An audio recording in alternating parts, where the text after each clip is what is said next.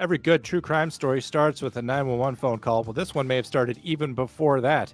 The shocking deaths of actor Gene Hackman and his wife Betsy Arakawa are a mystery in Hollywood and in the Santa Fe County Sheriff's Office. The first clues are going to be found in that 911 phone call, and we'll break it all down for you in detail. All that and what it means for your weekend on the Comm Center.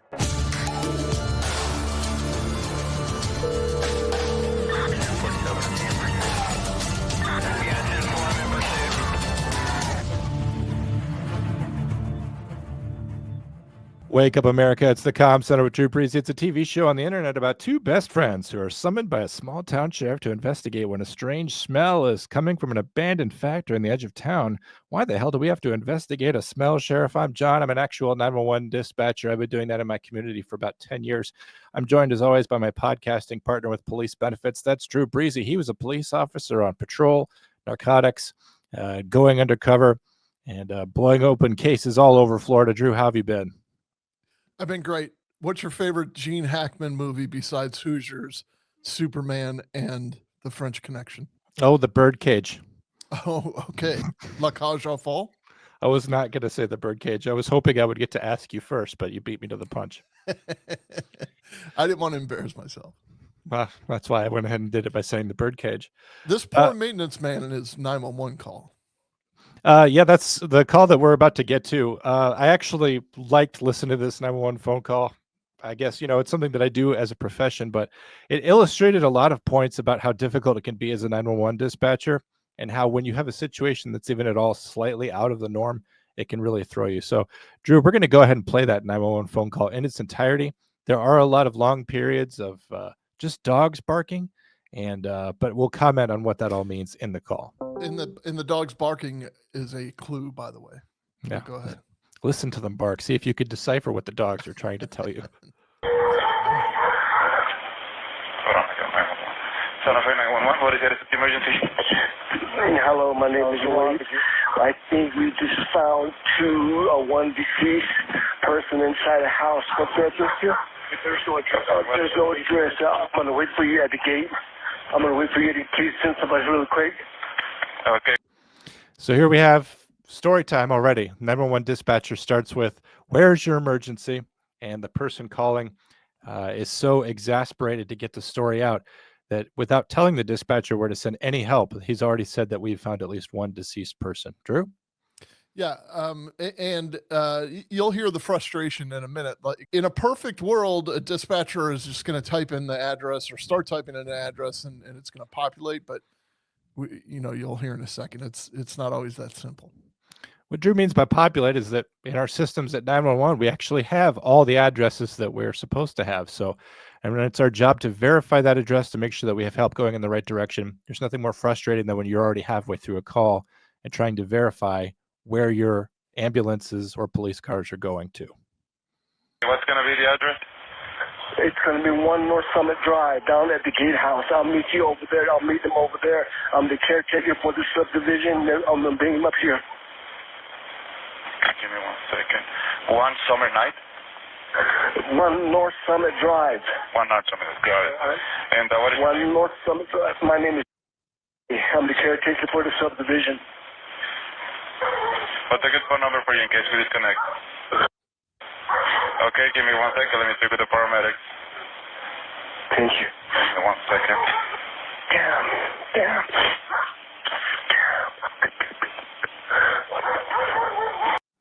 So right now you're hearing a lot of background noise. The caller, Ron, he's upset. I believe that he's aware whose house that is. We'll get subtle clues as we go on that he is the caretaker who has found Gene Hackman and his wife, Betsy Arakawa, both deceased inside a house. He could tell a lot's going wrong there, and this mess has fallen upon him. But anyone finding a deceased person typically acts in this fashion. They're worried, they're upset, and it just gets worse for him. But right now, the silence that you're hearing is actually a lot of work happening. The dispatcher who took the call is most likely getting on the radio. He's issuing tones that will alert paramedics and possibly firefighters as to the location and the nature of the call. Those paramedics and firefighters will get ready, get their gear loaded up, get in their ambulances and other apparatuses, and they'll start heading in that direction.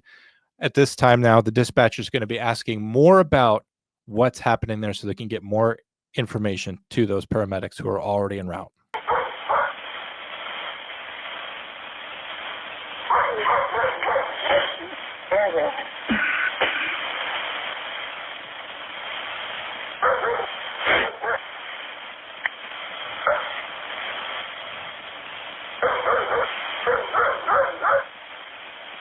Are you with the patient now? I'm sorry? Are you with the patient now? Yeah, I'm over. So he asked, are you with the patient now? That's a question that we ask because we want to start assessing things like vital signs. You can only assess that if you're with the person. Now, Ron here has said, yeah, I'm at the property, and the dispatcher has taken it to mean, yes, I'm with the patient. Ron, the caller, just is taking it to mean that I'm generally in this area. And now we have some confusion arising over what is the status of the patients and how far Ron is actually able to assess their condition. Drew? Yeah, and you got to kind of understand Ron's position. I mean, he sounds like an older fella anyway, but like people aren't used to stumbling upon scenes like this, and he'll describe in a second exactly what he's seen. So he's a lot shaken, as a matter of fact, and it's understandable. At their property, there's no address here, so I have to meet the ambulance or the police, whoever, down at the gatehouse. I'll bring them up here.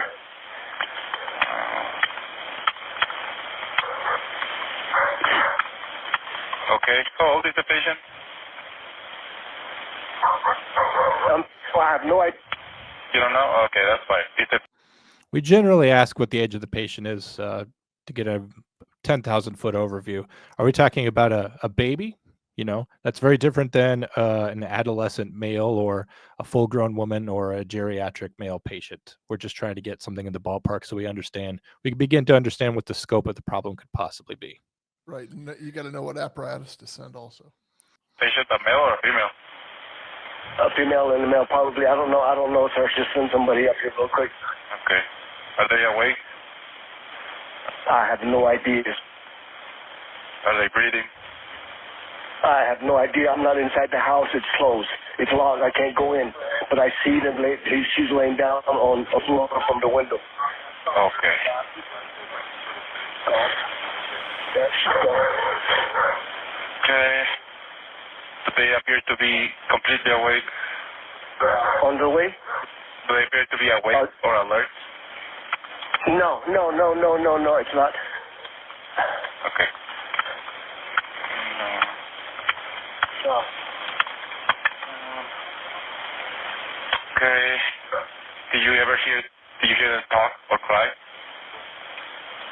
No. The dispatcher might appear to be a little bit slow on the uptake. The call started out with, I've found a deceased person. And now the dispatcher is kind of locked into a protocol for unconscious person found or body found. And he's locked into a protocol of trying to establish those vital signs. You know, is this for sure a deceased person? Of course, we're always going to react to a call like this as though we have the ability to save that patient. We're going to be sending ambulance and fire. And with the idea that we're going to be busting in a door and doing CPR possibly. We'll come to find out that none of those things really matter because Gene Hackman and Betsy Arakawa have been dead for some time.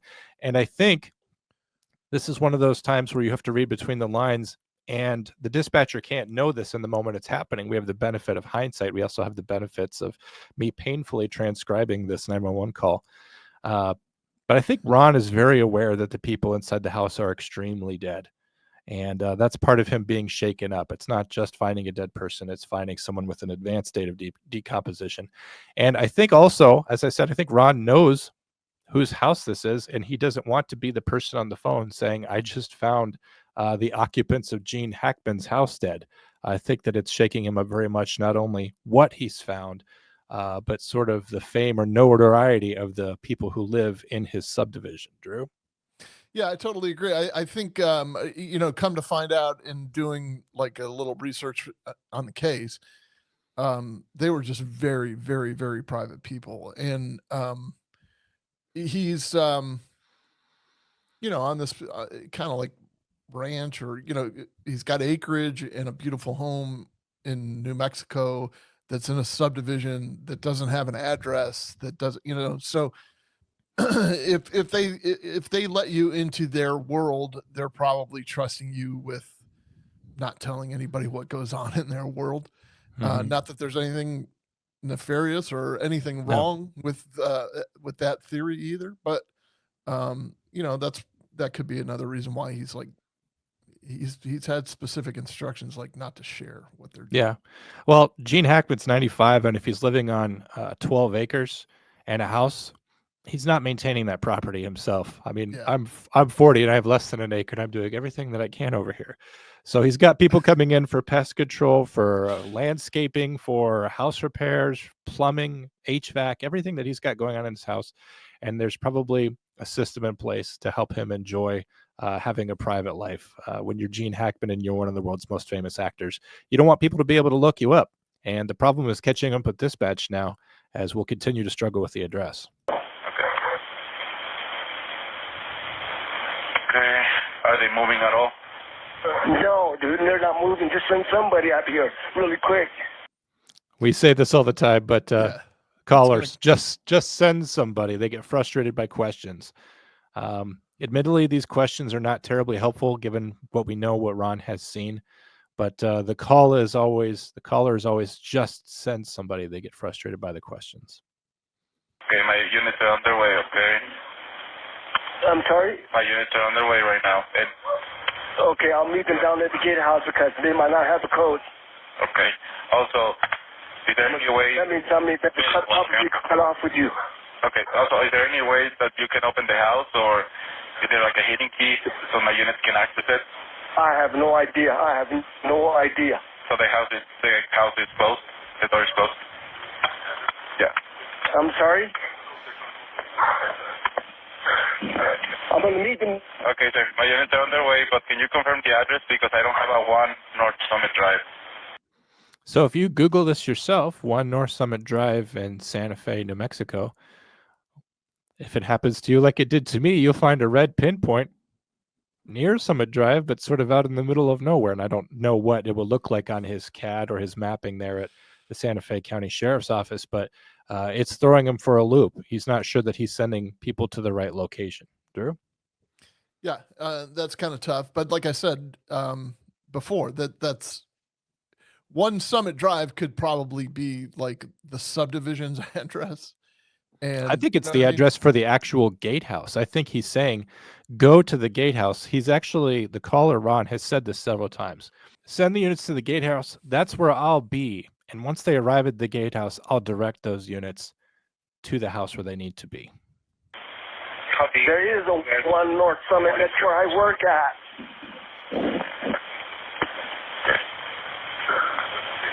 Okay. You don't have like the actual address of the house of where this person lives?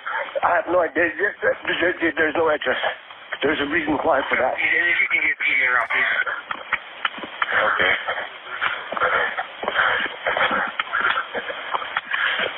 Okay. What is the closest intersection for where you're gonna wait for my unit? See here again, this is just the dispatcher's trying to put himself at the scene. He's saying, how can I make someone who's driving an ambulance or a fire apparatus or a police car, how can I make them understand where Ron is standing? If we're getting a 911 phone call from a cell phone or a landline, certainly, we're normally getting some sort of location information from that phone that will corroborate what the caller is telling us. Drew? Yeah, go ahead. Okay, then Ron, direct information. Sir.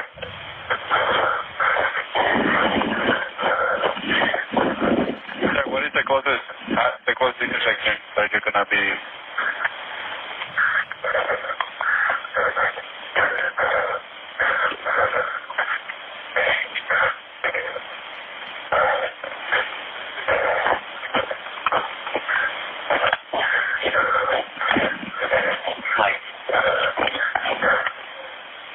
Okay, so are you gonna be on a vehicle waiting for my unit, or are you gonna be on foot?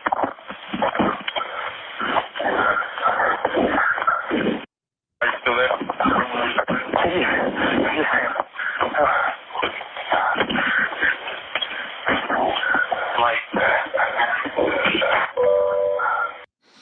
So what I think we've heard at this point is that Ron was actually at the house looking through the windows. He sees Jean and Betsy inside, realizes something's wrong. He dials 911. He realizes that with the gate closed, no one can approach the house at the neighborhood.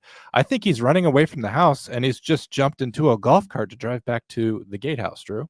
Yeah, like a third wheel or something like that. But it's also I don't think that he was able to see Jean. I think that he could see inside and he could see the wife.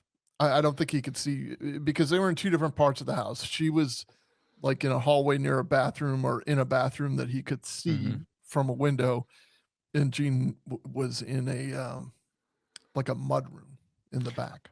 I'm not sure what he could say because at the beginning of the call, he did imply that there were two people for sure, a male and a female. Mm-hmm.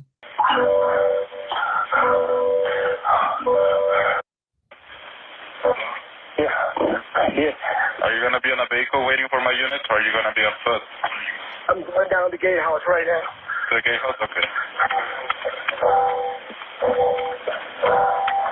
We're probably going to get cut off. Okay. What are you wearing so my units know it's you? I don't even know. You don't even know. You're like, I'm sorry. I'm sorry. thank you. That's fine. Yeah. You still there? Hello, Ron.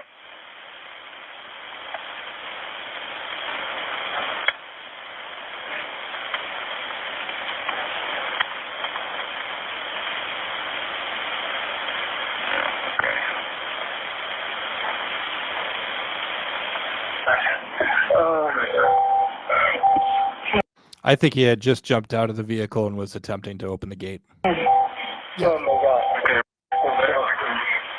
Yeah.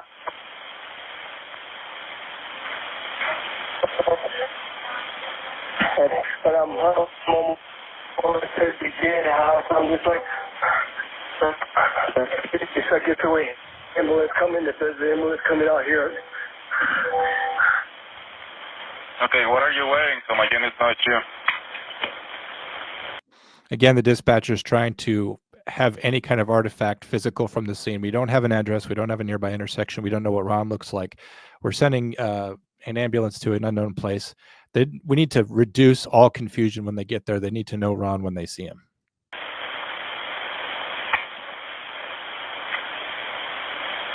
Still there?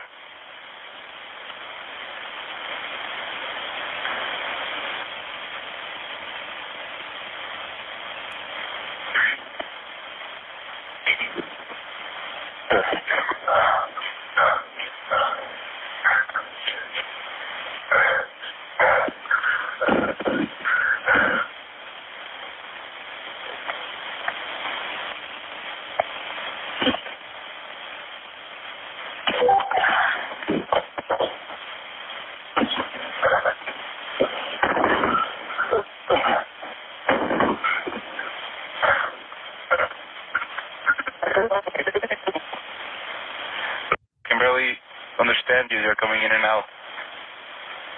How come I don't hear anything, ambulance or anything? They're just right down there Fort Mark Street. Okay, my units are on their way, okay? Oh yeah, I hear something now.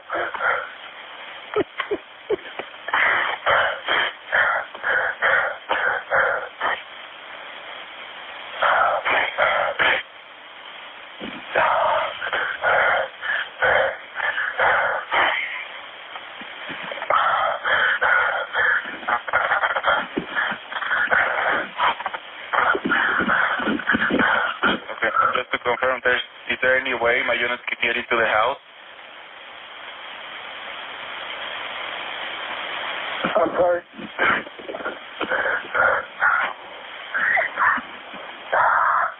there any way my units can get into the house?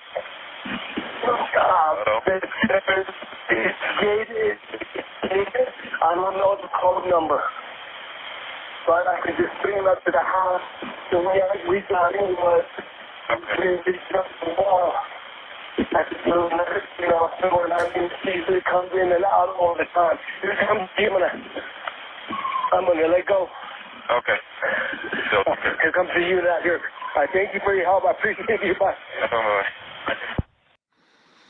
It was a good job to Ron as a 911 caller. He seemed to be locked in. He was a couple moments there where he was freaking out, but he was able to calm his own self down with very little emotional consolation from the 911 dispatcher. Drew, any final takeaway from that call? No, it's a tough listen because we know the outcome, and it's frustrating sometimes for the 911 dispatchers. It's 10 times as frustrating for the 911 caller because they don't. You heard him say, like, how come I don't hear any sirens? How come I don't see anything? Like, I'm sure that feels like an eternity, but they can't just materialize there. They gotta drive to wherever you are. I mean, the call was just short of 9 minutes long, and getting the ambulance out there into the countryside is actually not long. It kind of tells me that it's probably a professional ambulance company, that they're not volunteers, possibly coming out of Santa Fe. But the caller and the dispatcher were talking a little bit about, will there be any difficulty getting inside the house? We know he's the supervisor for the subdivision. Would it be normal to expect that he has a key? I think that he normally has a key to the gate. He believed that he could open the gate, and then he said, I don't know what the code is. I think that Ron was maybe kind of blacking out a little bit there towards the end. But Drew, when rescuers arrive on scene and you see Betsy laying on the ground through the window, there's not going to be any problem about getting into that house. It's just a question of how fast you could do it, right? Yeah, yes. The short answer is yes. Like, there's this is kind of tough to articulate an exigent circumstance because I kind of know the outcome. But when you see somebody in there that looks deceased, you got to make sure that there aren't any other victims, kind of that need help still. But just as news trickles out more and more and more, it's a matter of, like, how deceased does she look? I mean, if it looks like she's been in there a while, but at any rate, I don't know if they got a key or if they forced entry or what, but they ended up going inside, and then they found her, and they found that she was in a state of decomposition, and then they went when they searched the home, they found the actor Gene Hackman in the back in a mudroom. He had a cane and a set of sunglasses by him. He was on the ground, on the floor, and he was also in the state of decomposition. Like, she was so in such an advanced state of decomposition, they say her hands and her feet were mummified.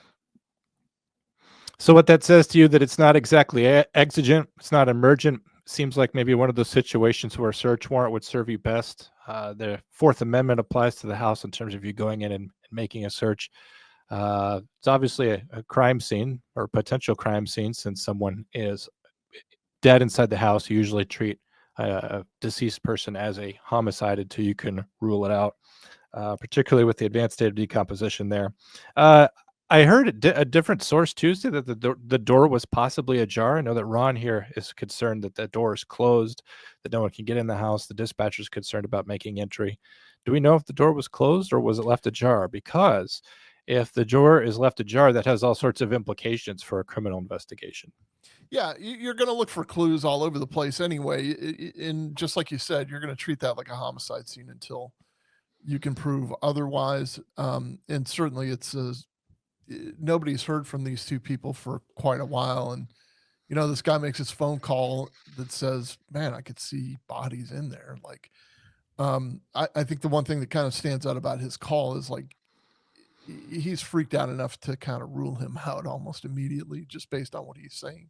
Mm-hmm. So if there is anything nefarious going on, if they were taken from us in a different manner other than natural causes, it's probably not him. It's probably, he's probably going to be the best witness because he's the first person to find them. But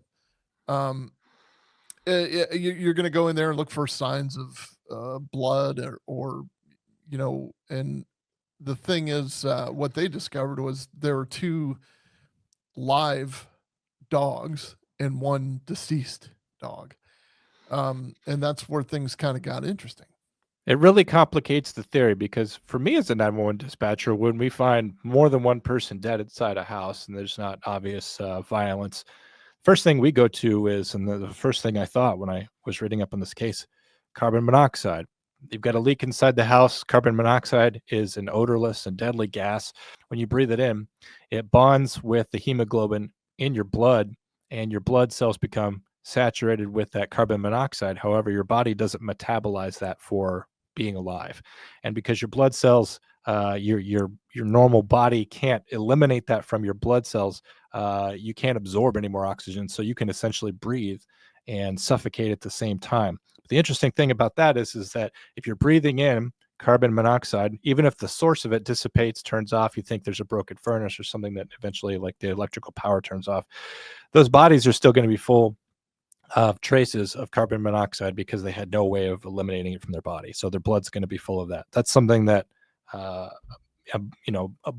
blood gas chromatograph screening or some kind of toxicology of the blood is going to show. So far, they have said that it's not carbon monoxide.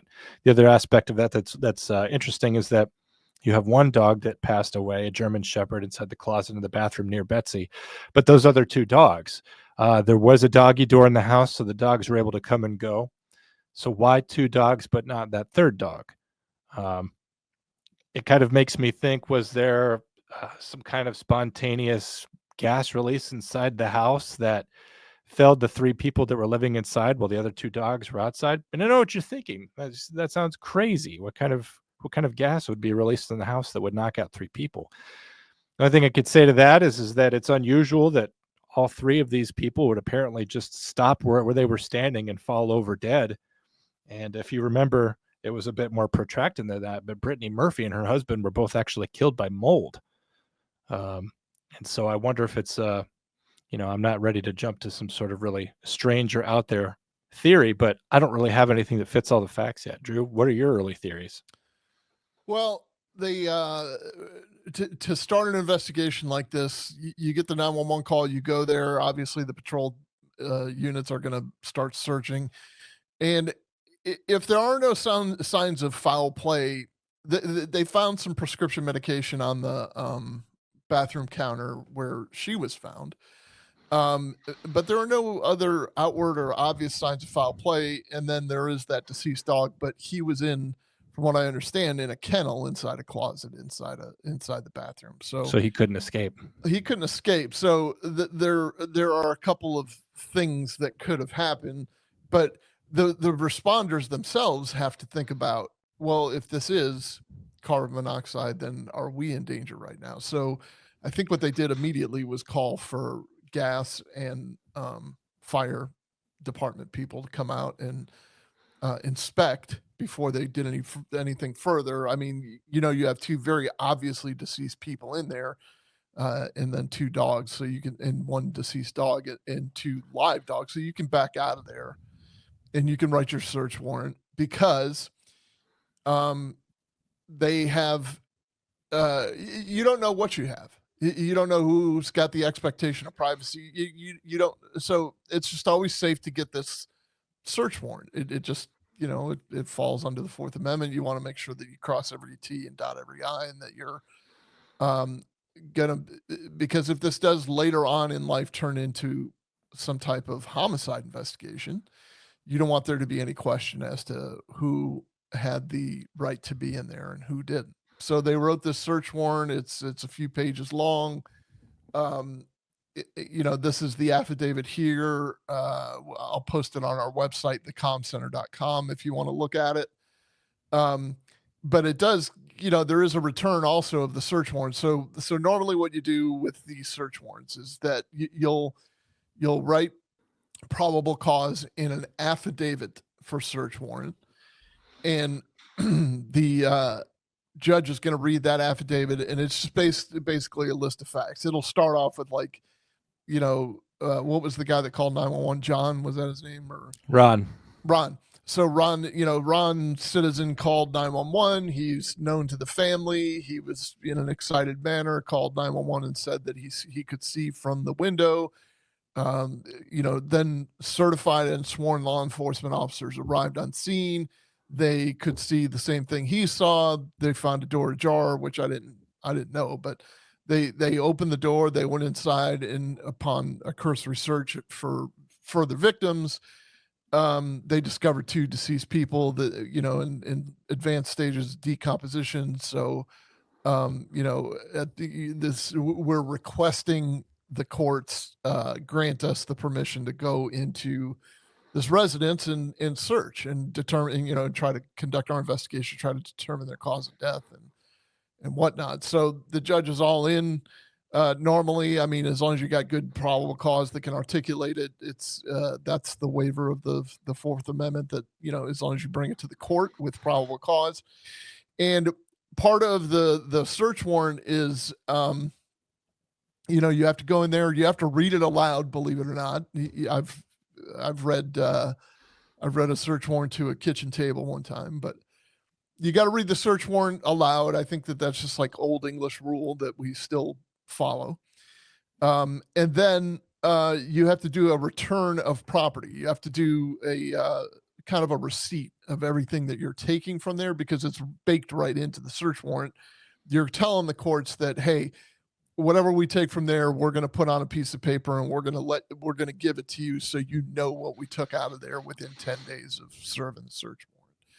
And we have a little clip here in a second that will show that will tell you exactly what they found. They took both of their phones. They took 2 cellular devices. I don't know if it was their phones, but they took 2 cellular devices. They took some prescription medication and some other stuff. But let's take a listen to what the law enforcement people had to say. Early hours of Thursday, February 27th, 2025, Mr. Hackman and Ms. Arakawa were transported to the office of the medical investigator. An autopsy was performed. Initial findings noted no external trauma to either individual. The manner and cause of death has not been determined. Both individuals tested negative for carbon monoxide. An initial interrogation. So that's right there is like, well, man, okay. So you got a dog dead, you got 2 humans dead, and then you have 2 other dogs that have free access to in and out via a doggy door. You would think that if there's no blood, there's no signs of anything, that it's going to be one of 2 things, like some type of overdose, or it's going to be some type of gas, like you're describing. So OD wouldn't explain the dog in the kennel, though. I mean, if the dog wasn't in the kennel, like if the dog was like, preying on, I thought the same, but I thought the same thing, that the OD wouldn't explain the dog in the kennel, but it would explain the dog in the kennel if the 2 caretakers of the dog have deceased, and within 3 or 4 days that dog doesn't have any water and it's trapped in the kennel. Okay. And doesn't have any food. It could die of natural, that makes sense. I forgot that our timeline is literally 9 days here. Yeah, it's like 9 days. So I should have mentioned that. But, and then the other 2, being able to roam inside and out, they can eat plants and find a source of water, or who knows, maybe they just lasted longer. Their kidneys lasted longer or whatever. Was conducted of Mr. Hackman's pacemaker. This revealed that his last event was recorded on February 17th, 2025. All right, so this was on February 28th, I think it was.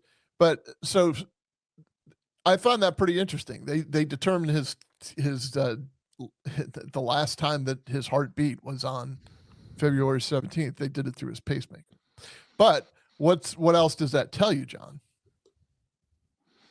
That he had a heart condition. He had a heart condition. So he was 91 years old. He was advanced in age. She was not as old. 95, actually. They were 30 years apart. Yeah. 95. No, that was actually something else too that I thought about this. The part of me that doesn't want to think about dogs eating Betsy is the part of me that's a romantic. You think about grandma and grandpa kind of going at the same time. Even my own grandparents passed away just a day apart. And sometimes when we have patients who are as old as 95, I think, well, what was the cause of death? And the answer is the cause of death is being alive too long. When you're 95, I mean, something is going to get you at some point, and you call it a natural cause, but it could be a heart attack or something. And suppose And Betsy being 65 doesn't mean she's exactly, out of that territory either. She could have had something. Suppose something happened to Betsy or to Jean, and then while the other one's trying to scramble to help them to get the phone, to get maybe some of those prescription meds, maybe there was, we don't know the extent of the heart medicine there. Maybe there was something for angina. Maybe there was nitroglycerin in the house for Gene if he had some sort of cardiac issue. And while one's having an acute medical problem, the other one, in response to that, under the stress, has another medical problem. And so both of them are down at the same time. I think that's the likely scenario. I don't know well enough to know, but I think that is the likely scenario because just like you described, it's known that he had a heart condition because he had a pacemaker. I mean, it's obviously controlled. Plus, he's advanced in age, and then she's found in the bathroom near a few open bottles of medication. One of the bottles of medication, by the way, it's on the search warrant return, is for like angina, like chest pains. If you have constant chest pain, so like similar to what would be controlled with nitroglycerin. So. Mm-hmm. If he was having an event like that and she's like, oh my God, and she went back to get his pills and she just very like sweetly passed on the same time he did. I mean, I think this is kind of one of those weird coincidences, or vice versa. She was having some kind of medical event and he, just being back at in the mudroom near the door, trying to get out with his sunglasses nearby. Like he's going to go outside? Like he's going to go outside and maybe try to find help or do something like that. I mean, he was pretty mobile from what I understand. Like he still participated in yoga and Pilates, probably not every day, but, he was a limber 95-year-old. They were spotted out, out and about around town. So it's not like he couldn't, that's out of the question that he could be headed outside to get in his car and go find help or do something like that. But think of this too, John, though, because this entered my mind too, the sadness of all this. So if one witnesses the other in distress, neither can help. Think about it. The 95-year-old man is not going to be able to pick up the woman that's 30 years his junior because he's older and frail. And conversely, the younger-ish woman, 65-year-old woman, she's slight. You can see them in pictures. They're, kind of like you and me right now. Mm-hmm. I was thinking how much they remind me of you and me, and how I hope that you and I go out the same way. Mutual distress, sure totally unable to help each other in the same house for some reason. Yeah, no, not even in the same house, just in the same like chat room, and we just both like. Drew, don't take away my fantasies. He is deceased. So I think in a way it's kind of sweet. I hope, I don't, me, I'm not I don't root for anybody's death. I don't care who they are, really. Some people might earn it a little bit. I didn't want Gene Hackman to live forever. I think being alive 95 years is plenty personally, but yeah, he's had enough of those Academy Awards too. And I do have scars from Hoosiers, but like seeing them both pass away at the same time is just kind of like, wow. I mean, that's it's possible that Welcome to Mooseport with Ray Romano came on TNT and they both saw it at the same time or something. I don't think that they got along in that, did they? No, actually, Gene Hackman hated working with Ray Romano so much on Welcome to Mooseport that it's the movie that made him retire from filmmaking. Gene Hackman, one of the best actors ever, but when he had to stoop to hang around with Romano, he couldn't do one more John Grisham movie. There were so many more John Grisham movies that he could have done, but he didn't do it. Right, and hence the reason Ron is so secretive about. He doesn't want anyone to slip up to Ray Romano about where. I wonder if Ray Romano has taken to Twitter to say anything about his old co-star. Right. I just hope our movie wasn't playing on TNT. On the other hand, it would mean I got a royalty from that play. So yeah, the blood is on Ray Romano's hands, basically. Did Ray The way- Romano kill Gene Hackman over the course of 30 years? Memories. No, of working I on that. wasn't near there. By the way, your Ray Romano impression is terrible. It's not even close. Thank you. It's not that bad. All right. So there's that. If it's not something sweet, though, I want to know your totally premature, totally inappropriate, sinister take. Who killed him? It's obviously the other two dogs. They were jealous of the humans who think they run the house, and their queen that stayed in the kennel all the time, that got to sit on the throne, as they called it, and the dogs. It's very obvious that the dogs poisoned them somehow, probably cyanide. Maybe the dogs may have concocted some antifreeze in like some unsweet tea or something like that. And fed it Freeze to does both of look them. delicious. And then the whole, like, you know what I mean? Like they had to do the switcheroo when they weren't, like in the old movies. My crazy theory, it was the 911 dispatcher. He Oh, wanted yeah, to get could on have. this show. Yeah. Yeah. And Ron had nothing to do with it, but I mean, Ron didn't So what know do the you gate guys code. think? Do you guys have a crazy theory about what felled Gene Hackman and his beautiful wife, Betsy? We've got to Leave we a have a whole comment. Leave a yeah, comment we have in a the whole section comment below. section for this. Like, it's here's what I'm going to do. I'm going to wipe the comment section clean so that we can only discuss for this episode what your theory is of why this happened. So please leave us a theory in the comments section. Do that before you leave. I'm not talking about the chat section. That's Do not something leave. different. I don't care about the chats. We want No, actual we don't. comments below. Leave a comment below. Yes, we do. If you guys like the Comm Center, you can be more a part of the Comm Center. And the best way you can do that is by leaving a chat below. What did I just say? Leave a comment in the comment section below. But if you also want to be a part of the show, you can always call in. You can always call our Jim from Florida hotline. That's 848-COM911, 848-266-6911. Nice. And Drew, if you're willing and able, I'll go ahead and play a phone call from Jim from Florida. I think I would love that. Hey, John and Drew, this is Jim from Florida. Thank you for the shout out on the last episode, and also having Bill Gannon's photo, the dragnet photo, on when you were playing back the voicemail. I knew you would get it.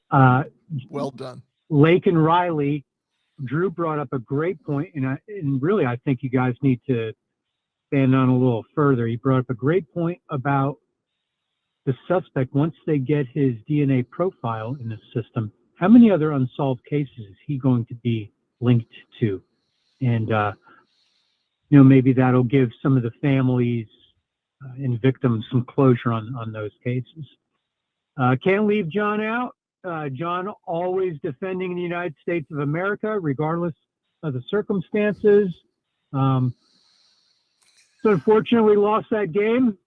But we're Americans, and we take it in stride. Have a good day, guys. Keep up the good work. Americans are always willing to lose at something we don't really care about. We've proven that time and time and time again. Thank you, Jim. I appreciate it. Unfortunately, Drew, I have to ask you this.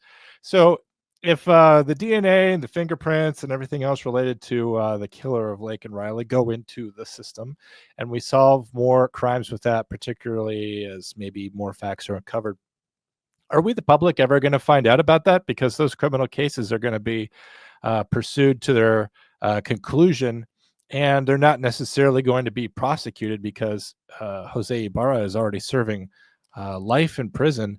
I mean, we could bring closure to victims of other cases if he's involved in that, if he's guilty of perpetrating other crimes. But what will we, the public, should we ever have any expectations that anything else will come out about Jose Ibarra? Yeah, we can't discuss this like adults because I can't say the word RAPE. But there's a bunch of those kits that are backlogged forever and ever and ever. I mean, it's a very common problem with agencies specifically, and then labs that are used by these agencies. So, like, for instance, where I used to work, we used the Florida Department of Law Enforcement's lab. Well, we had in evidence, we had, I don't know. I'm going to make an arbitrary number here, but 1,100 RAPE kits, and what they are DNA collected from the scene, or DNA collected from the victim, or DNA collected from a suspect, or whatever. And those were just kind of sitting there. Like, I don't know if they're in cold storage or on a shelf or what the situation is, but the lab can only handle so much at a time. Well, first of all, so there's a backlog in the lab, and sometimes that's where, you know, government grants come into play. That's like they can write a whole government grant to, you know, establish 2 new positions within a lab to only deal with those types of cases, because, you know, we were just one agency out of 3 municipalities within the county, so that use that lab, and I'm sure they had all kinds of stuff in the surrounding area. So we may not know for years if he was involved. If they've caught up on the backlog since I've retired, which is quite possible, we may know soon. We may never know, based on people not wanting that information to be out, which I think would be counterproductive. But you know, at any rate, the guy's already in prison for the rest of his life. I think the important part is that he's not able to do that anymore. But certainly, you know, we would want to work towards closure for some of these other victims. But I don't know. That's my take on it. I think the backlog of those kits are probably what's holding us back. And we have to remember too that Lake and Riley's case specifically was investigated and uncovered very, very quickly because there was an abundance of facts. These Ring cameras and the suspect being seen throwing a jacket into a dumpster. I mean, I don't want to call it easy because I've never solved a homicide before, but they were able to get through this case pretty easily. There might be cases out there where they only have to go, the only thing they have to go on is trace forensic evidence, and it's possible it could lead back to Jose Ibarra at some point. But it's, I don't know, intellectually, it's kind of, I don't know how interesting it is because there's so many unsolved cases out there, so many unsolved kits, and finding the right person is what's important. And Jose Ibarra being inside prison is what's important. And for anyone who has an unsolved sexual assault, knowing that he's already inside prison will bring you perhaps some comfort. But we already know that we made the right decision by putting him away. But the other part to that too, John, is that, like, when you think about it, it's what the Ring cameras saw.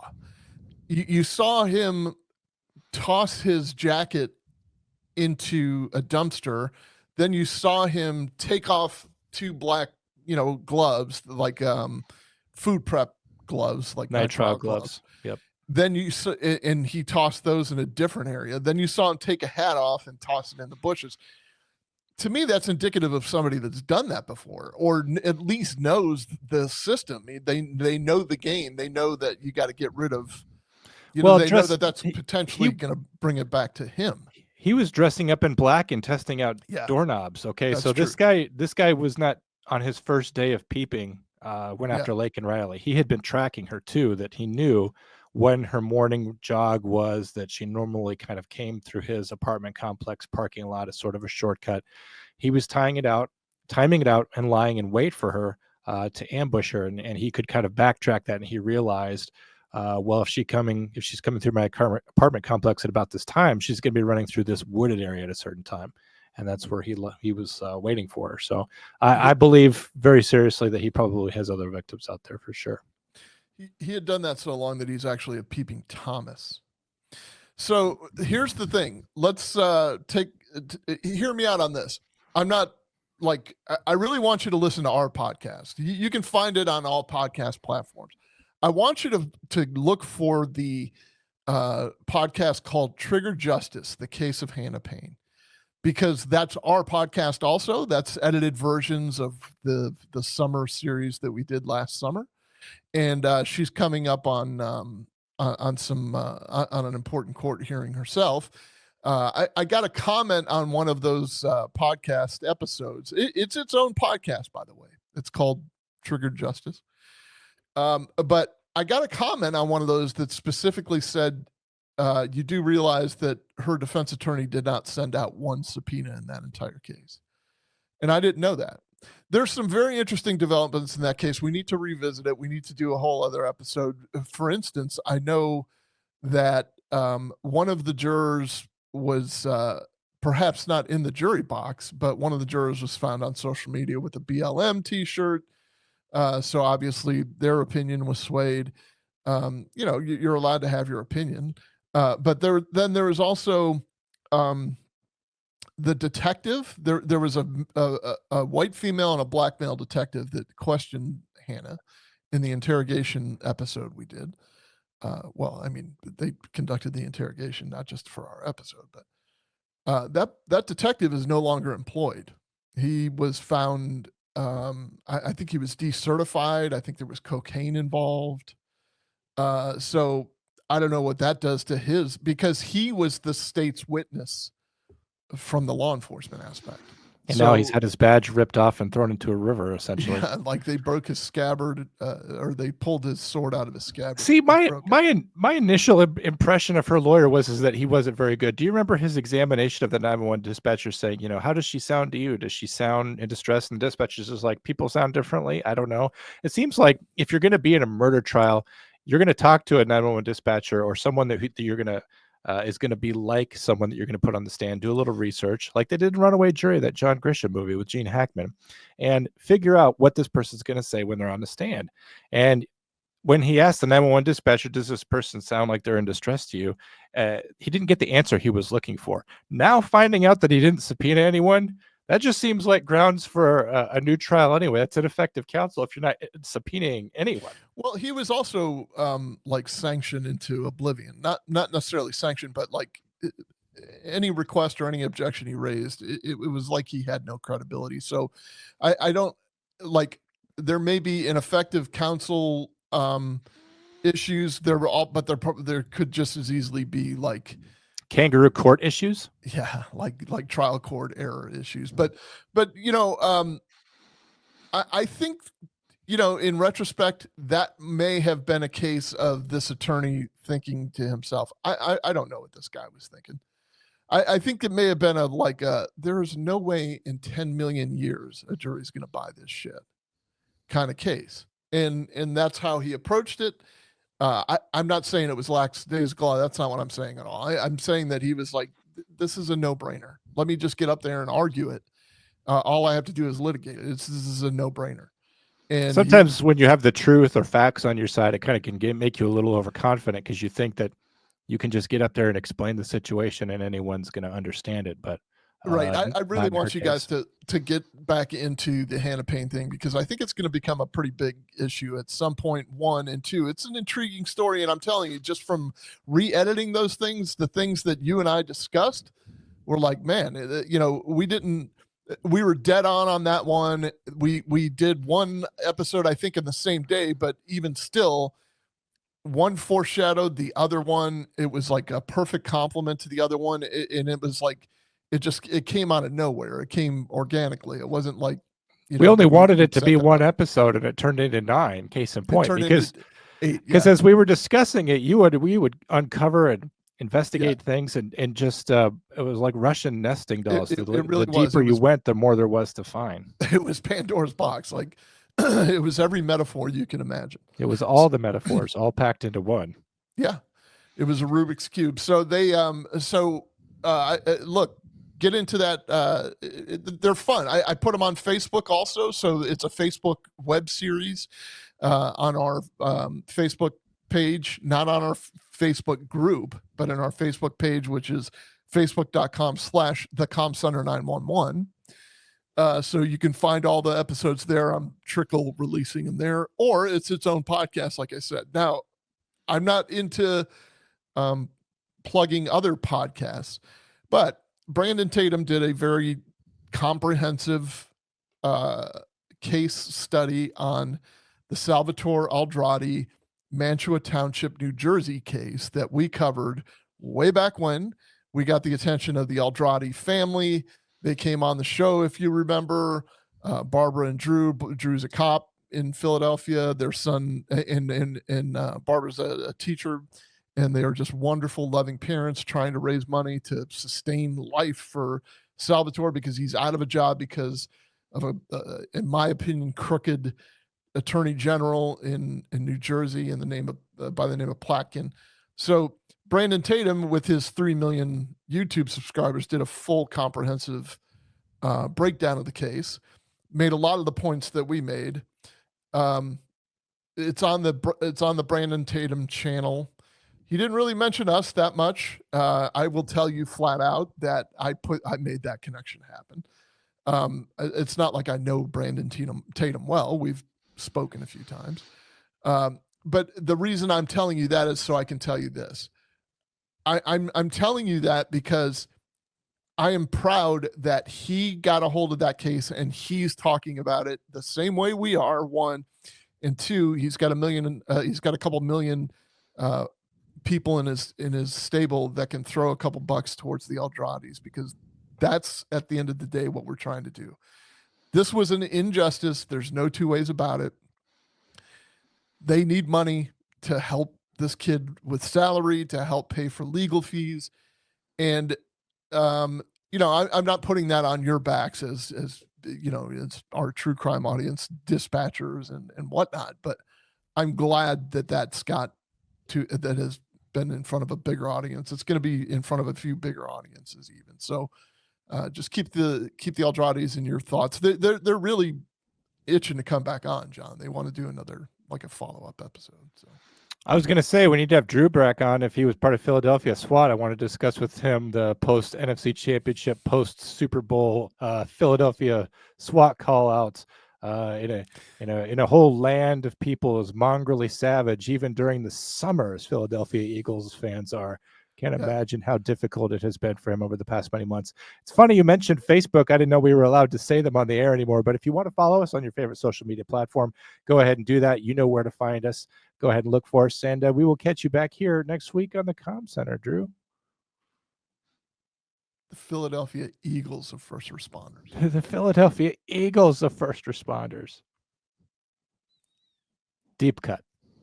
Hey, if you stuck around to the end, you must have liked what you saw. If you want even more of the Comm Center with Drew Breezy, make sure you're hitting like, make sure you're hitting subscribe, doing all the YouTube things so that you never miss an episode. If you like us and you believe in what we do, trying to uplift first responders, whether under the headset or on the front lines, one way you can do that is becoming a member. We're the voice for those dispatchers and police officers out there in the community, and one way you could support them is by supporting us so we can keep our mission going. We appreciate that. And don't forget, we're on all those other social media platforms. You can find us wherever you look. And don't forget to check out either one of these two videos. I mean, I thought they were pretty good, but then I was in them.